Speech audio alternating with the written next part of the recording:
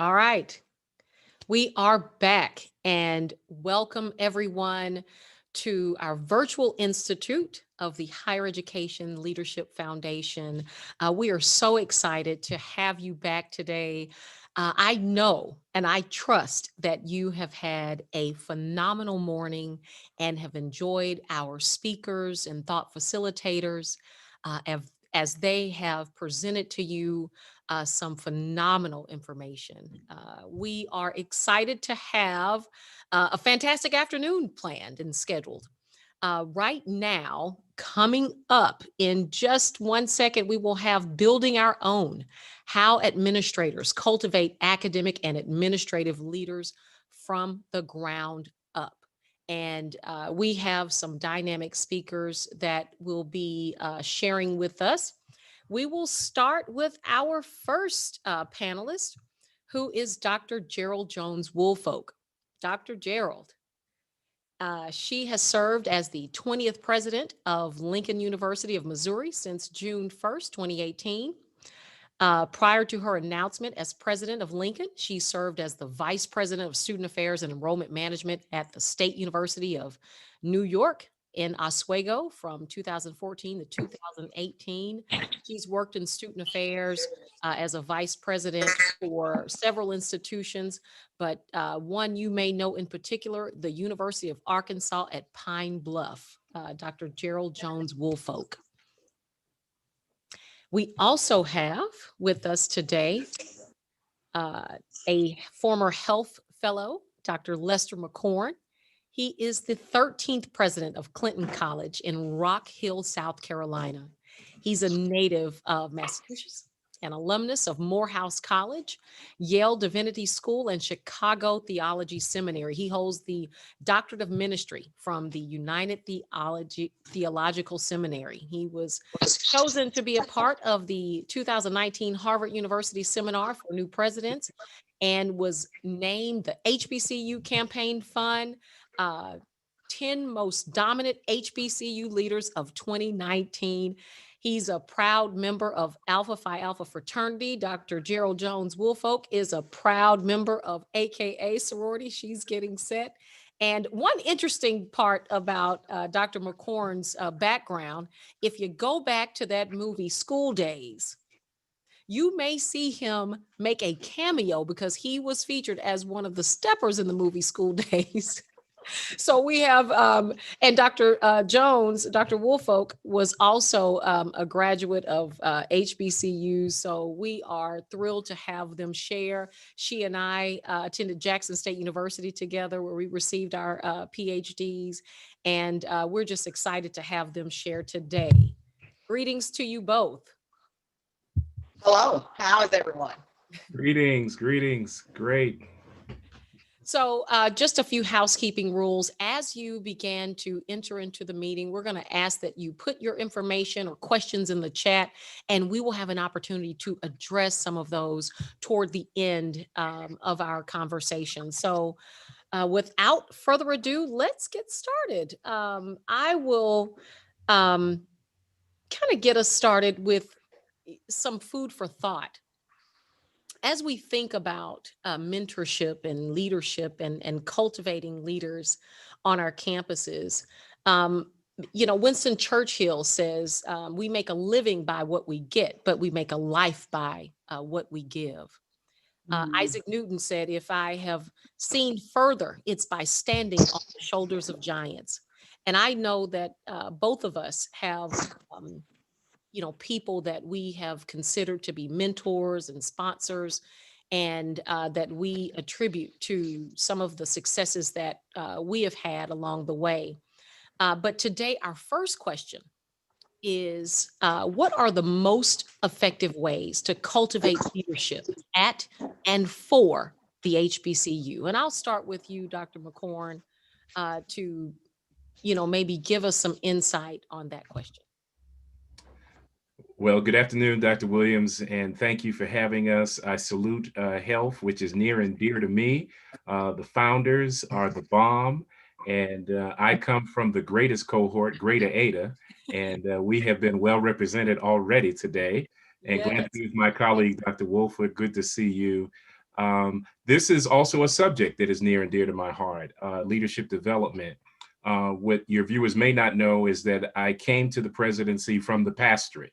So there's a paradigm of disciple making, discipleship, which I think applies to leadership development, that you're looking for ways that you can develop people to their optimum potential. And I think that our HBCUs needed desperately, right? And which is why H.E.L.F came into existence. You all saw a need to help to shape the minds and the hearts of people who would be dedicated to a very unique space, the HBCU space. So I think about leadership development is about intentionality, right? It doesn't happen by accident. There are some things that you can observe, but if you're going to be effective in leadership development, there has to be a level of intentionality about it. So I think that presidents and administrative cabinets need to think about ways that they can develop their leaders on a daily basis. But certainly a program of professional development and leadership development is real critical. I think discernment, again, going back to my background as a pastor, I think it's important for you to help people discern their gifts, their talents, their unique abilities, find out what their strengths are, but also be very aware of what your weaknesses are. And if there's something that doesn't suit the role that you're in, you shouldn't spend a whole lot of time on that. You should focus on what is most relevant for what you have been called to do. And I think HBCU work is a vocation. You're called to it. And the last thing I would just say is being deliberate. It's a process. It doesn't happen overnight, as I mentioned, but I think you need to be systematic about leadership development, and it's incumbent upon presidents and vice presidents to constantly evaluate and assess the people that are under them, that are direct reports to them, and make sure that they are making the requisite progress that they need to make personally, but also for the departments and organizations for which they are responsible. Sure, sure. Dr. Woolfolk? I agree with everything that Dr. McCorn has just said. And I also want to say that I am just so proud of H.E.L.F. It was established by members of cohort 3 from Jackson State University Executive PhD program. So I am just so proud of everything that you guys are doing and what you will continue to do. But again, it is very important that as administrators and senior level administrators and whatever administration role that we are in, that we bring people up as we go up, and that we train them and we mentor them, and that we help them understand what this whole situation is about. Because sometimes people just see the titles, and the titles really don't matter if you don't understand the job and what it is that you are tasked to do. As I'm in my 3rd year of my presidency, and it's a tough road. It's a tough road, but we do what we do because of our love for these institutions, particularly our HBCUs. I have worked at HBCUs. I have worked at PWIs, but I always wanted to be a president at an HBCU. Because I know the mission that our institutions have. I know where we've come.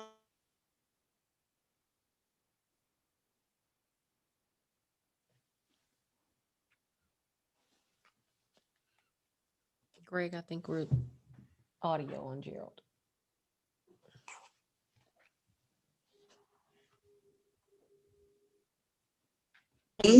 At HBCUs. I've worked in higher education for almost 40 years, and I've had mentors every step of the way. And I can remember right now that Dr. Lester Newman, who told me I needed to go and get my PhD, and I fought him all the way. He's president of Jarvis Christian College right now. And when he was at Mississippi Valley, I fought him all the way because I didn't want to do it, but he made me do it, and here I am today. And so that is what we have to do as administrators, is we have to make sure that when we move, that we have somebody who is able to move into the spots and understand the importance of these institutions. Right. And you mentioned something very important, and both of you have said it in your earlier comments, talking about a mentor. And Gerald, I know specifically for you and the relationship that you have with Dr. Newman, the president of Jarvis, it's almost, there is a difference between a mentor and a sponsor. So we have Mhm. mentors who are people that, and I'll let you guys respond to that. But what is your appreciation of the difference between a mentor and a sponsor? And to you, which one is most important? And for those that are watching and that are listening to the things that we have to say and taking a direction and wanting to improve and to grow, what would be your advice for a person to seek out a mentor or a sponsor or a combination of both? Well, for me, a mentor is someone who is actively engaged in my development, who may see things in me that I don't necessarily see in myself, Right. and who's willing to challenge me on each step of the way. Mhm. A sponsor for me is just someone who says, "Well, I'm going to nominate you for this," and that's it. Sure. But a mentor is my mentors have been my teachers, and they've made me look at things from a critical perspective. They've allowed me to make mistakes and then say, "Hey, That was bad. right, no, you're not gonna do that anymore." So it's more of a teacher, more of someone who challenges me um, to do things that I would not necessarily do, or to challenge my thinking and my thought process and my philosophies. Mhm. So for me, a mentor is much more important than a Having a sponsor. sponsor. Okay, that's a phenomenal way to look at it, Dr. McCorn. Yeah, so I had this conversation with Dr. Felton some time ago, and I think it's a great conversation. For some people, it's just a matter of semantics, right? They're interchangeable, Absolutely. Mhm. mentor, Mhm. sponsor. He recommended a book to me that talked about, forget a mentor, get a sponsor, Mhm. right? That a sponsor is someone that goes the next level. You would think, and I think Dr. Wolfick, I agree with you. When I think about mentor, I think about someone who's more engaged and involved and invested in my development. The author of this book, the name escapes me, suggests that a sponsor is actually someone who's more invested in you. It's almost as if they are willing to put their own reputation on the line for you. And so I certainly, God knows, I've had some sponsors in my life. When I look back at my personal development as a young person from the projects who didn't have it all together, I had some sponsors that pushed me to go to college. Then once I got to college, I had some sponsors who wouldn't let me quit. And then when I started my career, I had some sponsors who were really invested in helping me get to the next level. So I think when we drill down deeper in the college, in higher education space, um, we as presidents or executive leaders, Mhm. um, in some ways, I used to have a saying when I was a pastor that I treat everybody the same, but I handle people differently, Oh, that's Mhm. good. Now that'll right? preach, Pastor. Right. Yeah, yes. So I think as That'll a preach. president, you have to treat everybody the same. Mhm. You got, but there are people you handle differently.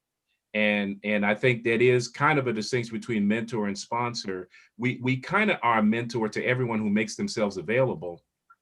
But the sponsorship piece is like next level. It's like saying, you know what? Like I did. I had a couple people who had potential. I said, you're going to H.E.L.F, right? Oh, I'm going to sponsor you, that's right. right, to go to H.E.L.F, and then we're going to talk about what you learned, and we're going to implement what you learned, because it's all about adding value.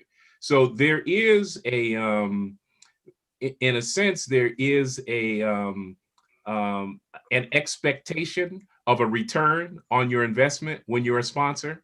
Right. Mentors may not always expect that. It's a function of the office. They mentor you, but the sponsor says, "Look, I'm investing in you, and I'm expecting you to be great. I'm expecting you to pay off on the investment that has been made in you. So I think that's just another way of looking at the difference between a mentor and a sponsor. And I think, and you're right, it is a a play on semantics and how you view people and the role that they play in your life. But for the both of you, and I would even submit that I think it is beneficial for everybody that is out there to have, you need to have a little bit of everybody in your Yep. pocket. Yep. It is Yeah, important to have people that you can pick up a phone and speak to confidentially, yeah, talk to, talk through issues or ways that you want to present a certain idea to your supervisor, or how you want to navigate troubled waters. It's good to have those people in your Rolodex that you can contact. And sometimes a sponsor may not be that person that is going to just, kind of help you through day-to-day challenges or issues, but they will be the people that will say, look, it's time for this next, appointment. Let me make a phone call. Let me do this. So I did pull up, and when you all, those that are watching, have an opportunity, um, I think it's Slack that I'm pulling from this article, and they're talking about the role, the key role of sponsorship, and the difference between having a mentor and a sponsor. So I encourage all of you to look at that, because having a variety of people, you have sponsors who have proteges. A mentor could be anyone in the position with an experience desired by a mentee who can offer advice and support. And a lot of times people see sponsors as an age thing, that someone that's a little bit older, or a mentor that's a little bit older. That's not always the case. Sometimes it could be just someone who has been in your position before, or has had that experience before, that could serve in that capacity. Yeah, I would agree with you on that. And like for instance, most of my cabinet is older than me, Oh, right? wow. So Okay. yeah, so it's not an age thing. There is a level of respect. I really think it points to relationship. Right. And that's something I left out at an earlier statement. I think it really is about establishing a relationship. And we all know the boundaries, the limits of relationships. Some relationships will go deeper and farther than others. And I think it goes back to this whole discernment thing of figuring out what needs to be done. Some of it is a function of the job. You got a job to do. I want you to perform this job. But when you go to the next level, it's like, I want to develop you, Sure. because there's much more in you than is in this job. Yeah, absolutely. So um I think we're talking about, and you segued right into it, Dr. McCorn, as we talk about building capacity on our campuses. One thing that has been very important to me is to make myself available, and to support and to encourage those that work with me, my team members on both of the campuses of Southern University of New Orleans and Southern University of Shreveport, for them to achieve their personal goals, so that they can continue to build capacity on our campus, and that they can continue to expand their knowledge base, so that we can continue to grow at Southern. How or why is it important for you, or that you have seen as your role as presidents of two phenomenal institutions, to have capacity building on your campus? And maybe how have you done it, and how can others be a part of that experience in building their capacity to serve? well, it's extremely important in terms of helping um, our staffs understand, particularly understand the mission of the institution and how they fit into that mission, and understanding the vision of the institution and how they fit into that. Because oftentimes we onboard people and we don't talk about those types of things. They Right. just come on to our staffs, and we Good never really luck. tell them. We never really tell them, what our vision is, where we want to go, how we're going to get there, and what is your role in getting us there. Because every individual on our campus has a role to play in moving our campuses forward and making sure our campuses are sustainable for the next 100 or so years. And we have to make sure that we provide that training, we provide that ideology, and we provide those types of things that they need to have in order to understand it's not just a job. Working at our campuses, it's not just a job, it's a calling. It's something. It's a mission. It's in your heart, and we have a responsibility to make sure that these HBCUs are sustainable. And we know the situations that HBCUs are in today, and we cannot continue doing things the same way we have always done things. And we have to make sure that we bring in people and we onboard them, having them understand what we're trying to do and what we need to do. And it has to be a part of who we are. That is, I mean, phenomenal. And you're right. As we onboard people, and even when we're onboarded and we're coming into new environments, being able to share that vision and ensure that, our teams know where we're going, but also how they can contribute and how their skills and knowledge can contribute to the overall goal. Dr. McCorn. Yeah, I couldn't agree with Dr. Woolfolk more. I mean, I think she's right on point. The word that comes to mind to me is like stewardship, right? Yes. We are stewards of these treasures that have been passed down to us, and we have to manage them well. And I think it is irresponsible for us to not focus on the long term beyond us, because President Woolfolk and I will only be at our institutions for a season. We have a team, and our hope is that we will build a legacy, and that legacy is contingent upon building a capacity to grow and thrive. So even in the midst of COVID-19, right, all of our campuses have been turned upside down, but it is our responsibility now to learn from what happened in this crisis so that we will be prepared for the next. Because as the old folk used to say, just keep on living. Right? If your institution is going to last, you're going to have more crises. But that's why it's important to develop leaders who are adaptive, who are flexible, who can pivot when these things happen. If your capacity is small, you will not be able to survive crises very well. And all it will take is one or two more of those crises to take you out. Right. That's right. And so what do you look for? I mean, in people that you're considering to be a part of your team, but broadly, what do HBCUs need? What type of leaders? And when I say leaders, and I want those that are watching to get this, to say if you work at an institution, and even if you are an entry-level employee, you are a leader on that institution. So when we speak leader, we're not speaking a president, the vice president, the director. We're speaking everybody that holds a role, that has a responsibility at the institution. So what would be some key components or needs or traits that you look for in building capacity, people that you're bringing on to the institution, that you want to be a part of what you're doing at your schools? I think it's a combination of competence, character, and commitment. Three good C's, right? Yes. I think, person's character means a lot, because of what we do as an institution is build character.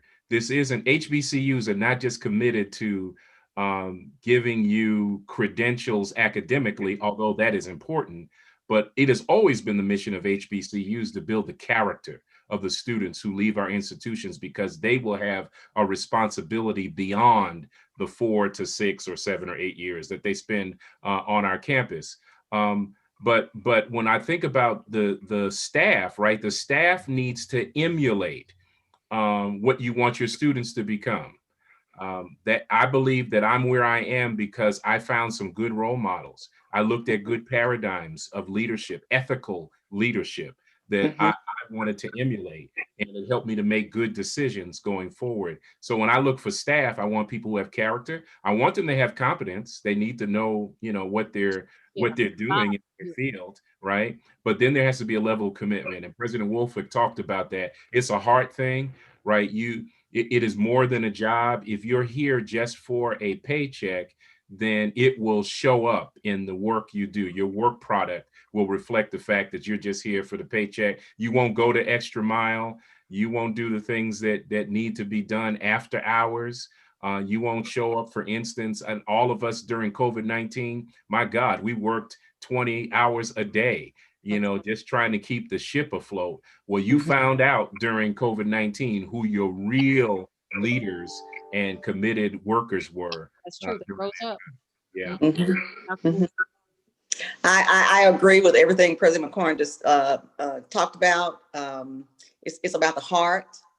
It's about, again, understanding the mission, understanding these institutions and what you have to do. We are not, many of our HBCUs are not Howard. Many of our HBCUs are not Spelman and Morehouse. Many of our HBCUs are just small institutions, trying to make sure that we sustain ourselves. And if your heart isn't in it, if you don't understand the institution and how these institutions were developed and what they mean to the people that we serve, then it's going to be a problem.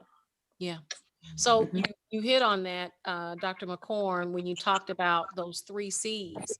And I want everybody that's watching to take these notes, take great notes, and apply this in your daily life. But in a world where soft skills are critical to success in higher education, and we were texting about this as we were preparing, for today. What essential skills or what soft skills do you think are most critical to ascend in leadership? I know you talked about the 3 C's, but is there maybe one soft skill in particular or several that you think is the secret sauce to leadership success at our HBCUs? When I listened to the earlier discussion with Dr. Pinkard and Oh, it was great. Dr. Brown, that was a great conversation. And one of them talked about emotional intelligence. Emotional intelligence. Yeah, I didn't know what to call that until recently, but I know it now. You know it when you see it, right? You know what emotional intelligence, you can tell. I mean, it's a person who is secure, but not haughty and conceited. It's a person that can listen well, can prefer other people, can have empathy, right? Empathy is a part of emotional intelligence. Those are the things I think that bring you to the next level, because everybody's smart at these Sure. institutions. Everybody can kind of manage a task, but there are people that are head and shoulders above. And those are the people I think that are really that have taken the time to develop their emotional intelligence and get the kind of critical feedback that you need in order to get to the next level. Wonderful. Dr. Wolf. I agree completely with that. Again, it's not just about doing the job, but it's about having the job embedded in you. And what are you going to do in order to make these institutions viable and sustainable and all of those types of things. So I agree with President McCorn. And I would submit that it's also about being proactive. A lot of times I Exactly. have ascended to roles because I was doing the jobs that nobody wanted to do. The reports that were out there that somebody said, okay, we need this report done, and the vice presidents were too busy to do it. So I said, well, I'll give it a stab or I'll give it a try. And being able to expand my ability from my role, but to find a way to be available and to make yourself available to do to learn more about other roles and positions and what people are doing, but being proactive and making yourself available, communicating ideas to leadership is always very important. And knowing how to communicate those ideas and knowing how and having that emotional intelligence to say when you're when you're being kind of overly aggressive, but also just sharing your vision and knowing how to read the room, if you will, so that your vision and your thoughts are being heard effectively. So I think those are some keys, and conflict resolution and knowing how to resolve issues that may come about is also some key components. especially in the soft skills realm, that gets you further than just knowing your job, right? Yeah, and Melva, I think you're spot on with that. Just doing your job is not enough. Right. You have to extend yourself beyond that. And when we're in higher education at any point, you want to continue learning and developing new skills. You said earlier that I was a vice president for enrollment management. I'm a student affairs person. I was never an enrollment management person. But again, I hope Dr. Newman is out here listening somewhere. Dr. Newman made me take on enrollment management when I was at Mississippi Valley. That's right. Shout out to Student affairs core and yes. And he made me take it on, and I learned it. And have been very successful in that role as well. So it's not just what it is that you are assigned to do. It is, I want to do that, but how can I better assist this university? Right. What else can I do? My job is not over at 5 o'clock. What else can I do? Right. And how else can I serve? And, yes. and when you're seeing, let's take registration, for example. We're always looking for ways to improve and streamline and do these different things. It warms my heart when I see people, or people send me an email and say, I saw it done this way, but what about, have we looked at it this way, or have we considered? I'm like, yes, we need more ideas at the table. I read this article on how this university is doing their registration, or this process, or how they're onboarding students, or residential life. Those types of things excite me. So, and keep the energy of things that we need to do, and how we can maintain greatness. Really just, makes me happy. Definitely. So I see some questions here, but I'm gonna keep going with the ones that we want to discuss. Some people say it is not what you know, but who you know in order to obtain positions or promotions in higher education. Do you think this saying has any validity? Well, I'll jump in right here. As for me, it does not. I have, as I said earlier, I've spent almost 40 years. I know you can't believe it, right? No. Almost 40 years. Started 40 years in higher education. You went from high school to the presidency. Right. Exactly. Well, I'll say college to the presidency. Exactly. Right. And but I've never gotten a job because of who I know. Never. It's about what you know. Now, who you know, maybe with some people, it can happen that way. Sure. But you may get the job because of who you know, but you got to keep the job. Right. Because of what you know. Exactly. Right on. Bingo. That is it. You got it. Yeah. I often say who you know will inform what you know. Right. So you do need to know some people who can help you stay and do well where you are, and help you get to where you're trying to go. Exactly. They have critical information. Only a fool will not take advice from people who are doing the job well. So I think you do need to know some people. That's why I stay close to Melvin Herman. I want to learn some things so I can arrive.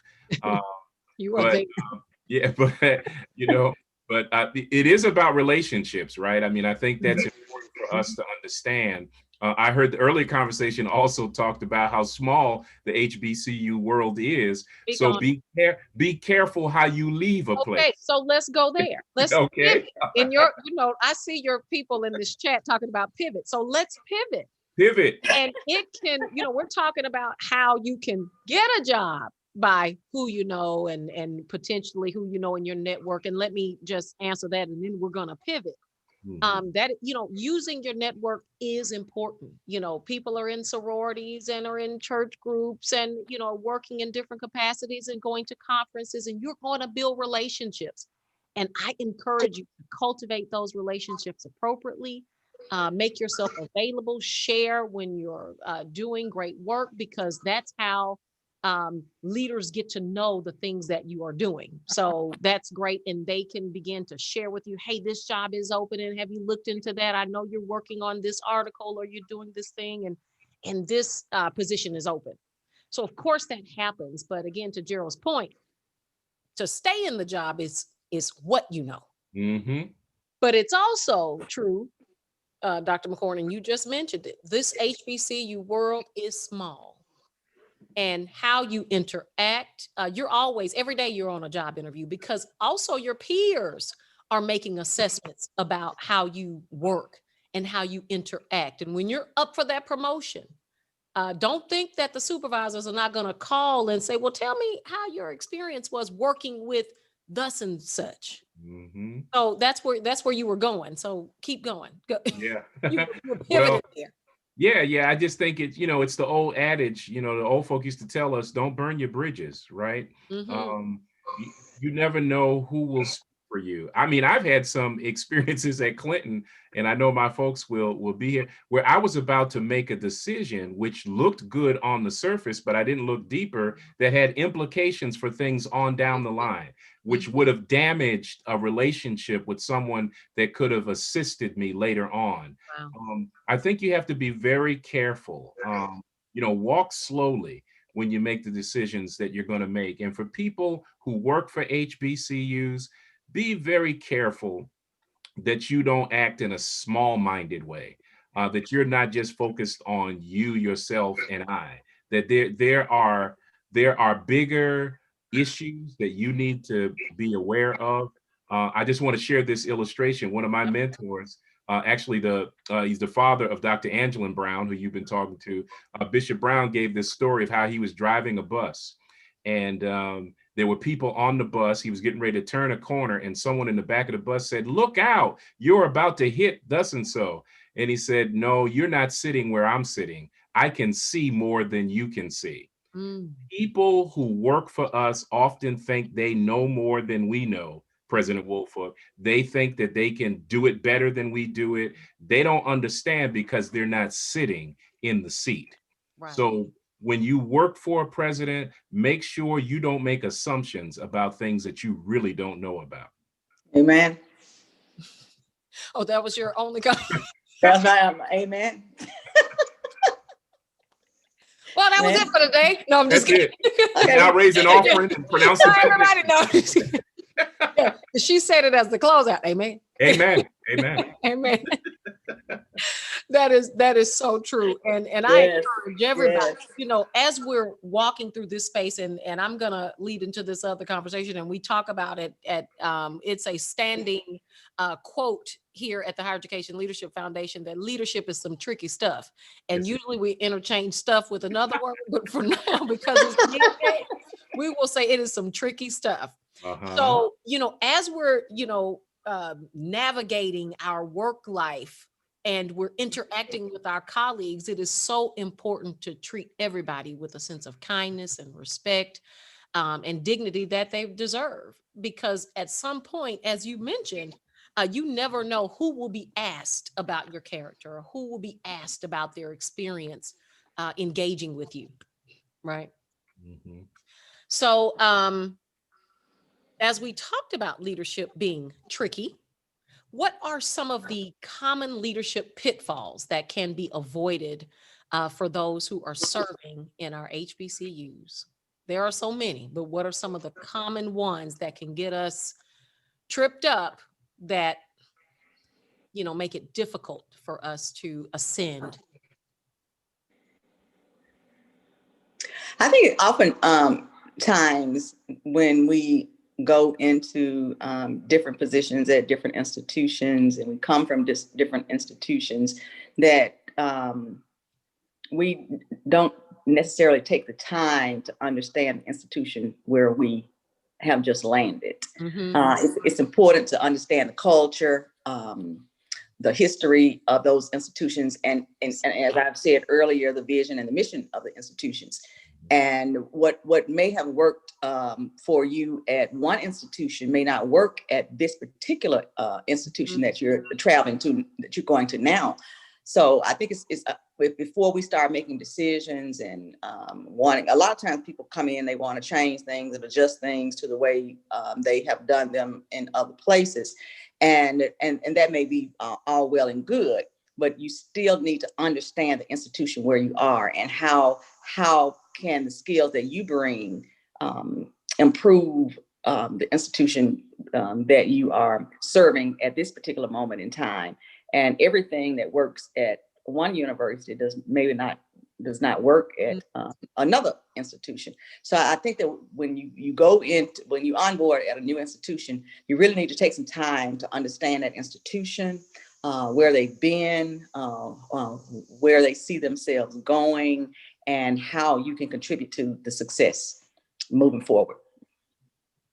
Love it. Yeah, and I would agree that that very point right there is so important when people enter a new space, is to learn the culture, the vision, the mission, the purpose, so that you don't fall into the trap of comparing your institution to some other institution, or comparing yourself to another person, either at your institution or at another institution. Um, Everything should hang on where you are now and where you hope that organization or institution should be going. And so I think on one hand is kind of misreading. I think people come to places and misread what the organization or the institution is about. And the second thing I think is having too much ambition. I don't know quite how to frame that, but I don't think there's anything wrong with being ambitious, but you can be overzealous, where you become a negative. And it's hard for people to get along with you because it's all about competition. You see everyone as a threat. You even see the person who you report to as a threat. So and so just trying to block me. They just hating on me, right? Because I'm so gifted, I'm so talented, I'm so great, right? And and people, unfortunately, Blind spot. yeah, that's right, and it is exactly. So again, it goes back to the earlier conversation about mentorship and sponsorship. You do need someone who can check you, but there's some folk you just can't tell anything to. That also of people in leadership who don't take constructive criticism or advice well. You need to listen to people who are trying to help you. Yeah. And so as we think about people coming into the institution, how important is it for the culture, the people that are in the institution, to embrace and understand and change when it's appropriate to change? Oh my God. I'm gonna let you You go with said, oh my that. God. Oh my God, right. Because I mean, think about it. If a new person is coming into the role, it's for a reason. Yes. Usually it is for a reason. There has been some shift, there has been some change, there has been some desire by someone to have this position open for whatever reason. And so, how important is it for those that are, at a institution and have developed this culture to um, open their lenses potentially and see, an opportunity to change and to grow? Well, it is extremely important. What I have found is that, and many of our institutions, not just HBCUs, but PWIs as well, have people who have been on the team for many years, and so they are accustomed to doing it however they do it. But in order for our institutions to grow and to be sustainable, we cannot work with the same policies and procedures that we did 20 years ago, because it just does not work. And so as we began to change those procedures and the things that we do and bring them forth into the 21st century, we have to be very mindful of the people who are going to have to develop these tasks. And and help them understand that this is the way we're going to do this. And then we have to provide training. We have to have conversations. Communication is very important when we're making change. But we have to also help them understand we're not making change just for the sake of change, just because we have a new administration coming in, a new president coming in, or a new whomever coming in. We're making this based upon best practices. And what I generally do is, if I'm reading something, I'm going to send it out to the people that that I think that will benefit from reading that same thing. So we need to make sure that our people, our staff, and our faculty are being developed in terms of 21st century higher education and what it looks like now, as opposed to what they've been doing for 20, 30 years, and bring them into the fold. It's about communication, and it's not just about well, we got a new administration and they want to turn this whole thing around. No, it's about making sure that we are competitive, making sure that our students are successful, making sure that our institutions will survive for another 100 and so years. Yeah. Thank you. Yes, and I think, another example, a couple of years ago, when I was in-service training, by the way, Dr. Williams was just with our team yesterday, and it's a common practice for us at the end of every semester, we do in-service training. Actually, the beginning of semester, beginning of the school year, and then at the end of every semester, we do in-service training. And so we got this thing called Change by Design. Right. So we are building into the infrastructure and the cultural mindset of Clinton College that we are a design thinking institution. Right. So we do everything through a careful process of innovating. You start with empathizing, so you start feeling who is the end user here. For the staff, it's, the people who work for you. How do I deal with them?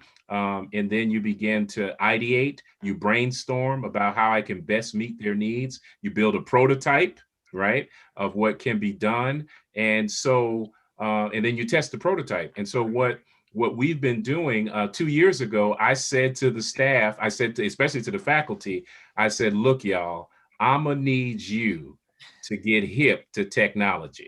Right. And right. quick, fast, and Yeah, so I got my profits license, right? Yes. So I announced 2 years ago that we're going to have to switch to technology, and then here comes COVID-19. Obviously, I didn't know COVID-19 was coming that way, but we got forced into it, right? But I had already begun a process of ascertaining what kinds of learning management systems we needed, what kind of resources, what kind of training would the faculty need, what kind of training would the staff need, how would we have to relate to our students, all of those kinds of things. We had already begun moving in that direction, so it wasn't as hard, when the tsunami hit us. Overnight. Literally. So I think that's just one example of how you can acculturate people. You can begin to develop a mindset of innovation.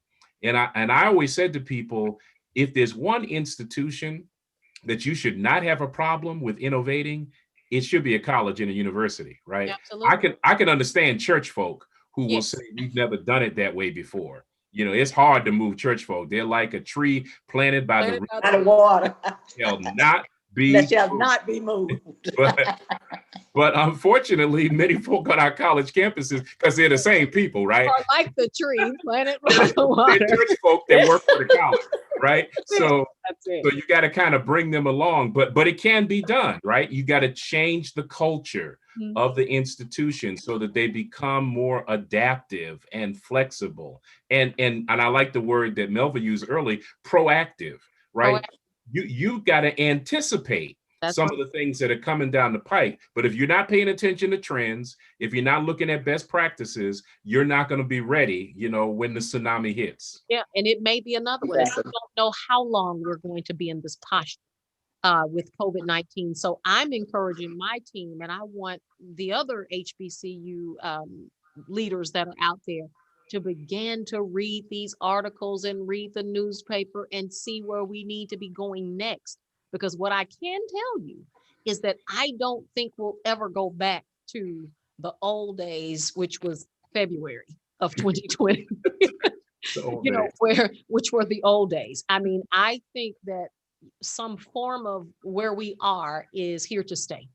And it just is what it is. It's gone on too long, and we'll be here. So we'll need those out there to continue to learn more about how we can engage students. And we talked yesterday about student engagement and how we're engaging, how faculty are doing that work, and how we continue to ensure that we are prepared and be proactive in moving forward.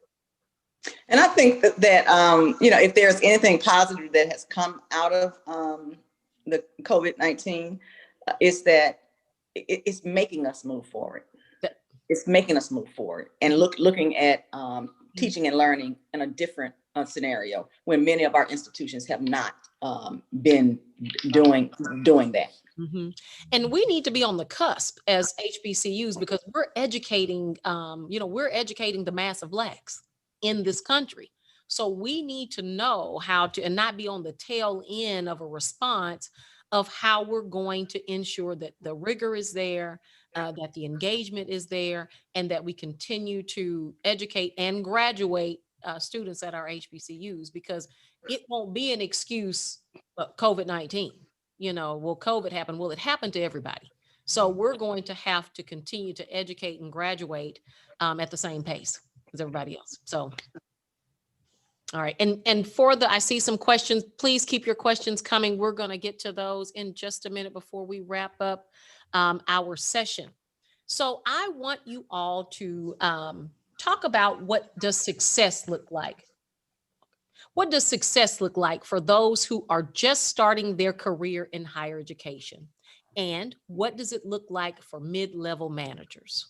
What does success look like for those? Because you get people that are starting out and they're not, they're excited and they're anxious and they're looking forward to this great experience in higher education, and then they begin to question their ability and say, well, I applied for this and this didn't happen. Or same thing with mid-level managers, or they feel stuck or plateaued, and feeling as if they're not being successful or they're not contributing. What do you think, as a president, success looks like, where you're looking around at your team and saying, this is a winner. This is someone who's successful, even though that person may not feel as if their contributions are being seen. I defer to you, President Woolfolk. I thought you would. I want you to show me for what it looks like. Yes. I'll try. But for me, success looks like doing your job Mm-hmm. and doing it well. Yeah. Doing it With the well. data to support that. Exactly. And so, when you go into a position, and Melvin, you just mentioned this earlier, read.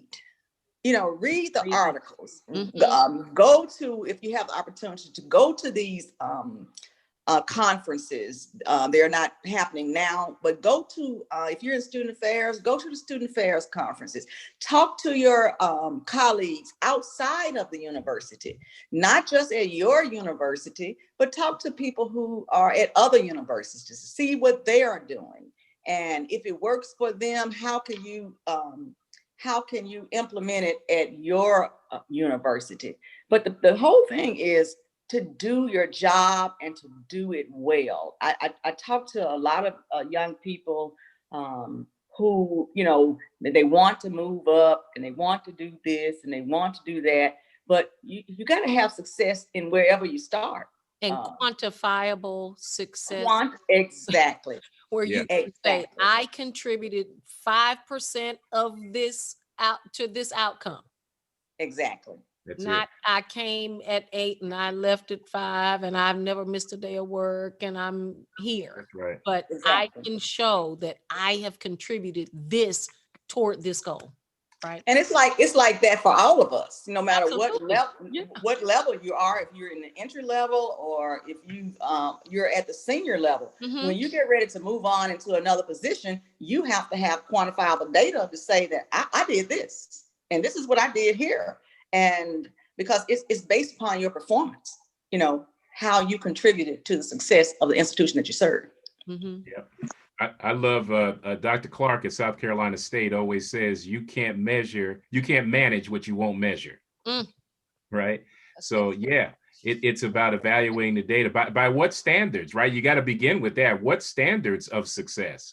So, I've said to everybody in every department, you got to have some lofty goals that you're trying to reach, Hmm. right? What are those goals? And then you can begin to measure your success. If you just continue doing what you did last year, that's not really success. Right. One of the basic things to answer the question, Melba, I think is making your institution look good and making your boss look good. Mm. I just that's just locker room talk, right? You That's need what you we need to need. make That's what we do right, here. you need to make the team look good, and you need to make your quarterback look good. You need to make your coach look good. That's just, I think if you're on the team, that's your responsibility. It is your value added proposition, right? What Exactly. value do you bring? I mean, Hmm. if you're not doing much, I can get somebody else, to do that. I mean, you're interchangeable. You're dispensable. But Hmm. if you add so much value that you become nearly indispensable, I think that's how you measure success. This person has been so successful that if I lose them, I'm going to have a void that'll be hard to fill. That's Exactly. that's wonderful. That is wonderful. We have Exactly. about 5 minutes left. I'm going to take one question. I meant to take more. What do you do when your work is overlooked or undervalued or over attributed to your colleagues by your dean or department chair? That's a question in our chat. Dr. Wolford, you want to take that? No. Well, I will. I'll say keep working. That's Okay. what I was going to say. Yes. Keep Keep working. working. Just keep Keep working. working. Keep working. And again, Yes. document as you are doing your work and contributing to the team. Your weekly reports, your reports to your supervisor will show your contribution. Amen. Also, always be reading and reviewing and learning more about what other institutions are doing. Read those articles, come back, see how you can implement those things. But keep working and doing your part because everybody has a route to run. I'm a football fanatic, so. And I think that Mhm. that is very much what I said a few minutes ago is that do your job and do it well. And Mhm. nobody you may not be recognized, but do your job and do it well. Right. There's a song we sing in the church. Let the work I've done speak for Speak me. for me. Right. Right. Right. Right. Okay, we Well, going to church here in a minute. yes. Yes, Well, yes. I want to just say, during this year of COVID-19, it has been challenging for all of us. And, personally, has there been anything that you've cherished or something that has maybe elevated itself as important to you? And that'll be our last kind of comment. And you can give some parting words. Well, I think, and this is a summation of everything that we've said. Crises has the way of building character, but it also reveals character. Mhm. And I think this has revealed the character, in our case, of a very small institution that's been under the radar. But I think we've done remarkably well. We've been able to keep the ship afloat. We've been able to innovate. People have emerged as new leaders and contributors. And so I think it proves because when I first came to Clinton, I asked the question, how did this school survive for 120 some odd years with this small student population and all that? Well, it was revealed in COVID-19 that there's a character of the school, there's a commitment of the people who are working there who love the college. I mean, they love Clinton. It is a family. So they're really committed. And so it let me know that we got something to work with. We got something to build on. And I think it for me personally, more to your question, it helped reveal some things about me that I actually I run to challenge, Mhm. right? And I embrace challenges because I think that's what leaders do. And so it affirmed for me that I'm where I'm supposed to be, that I've been able to thus far withstand the storm and keep everyone together in the process. That's great. That's great. Final words from you, Dr. Woolfolk, or has anything emerged with you as important or? Well, I ditto everything that President McCorn just said. My institution, Lincoln University of Missouri, has just done a fabulous job during the pandemic. We have all pulled together. We were not an online university. Well, we did have online courses, but our faculty were able to spend on the dime and get our online courses online.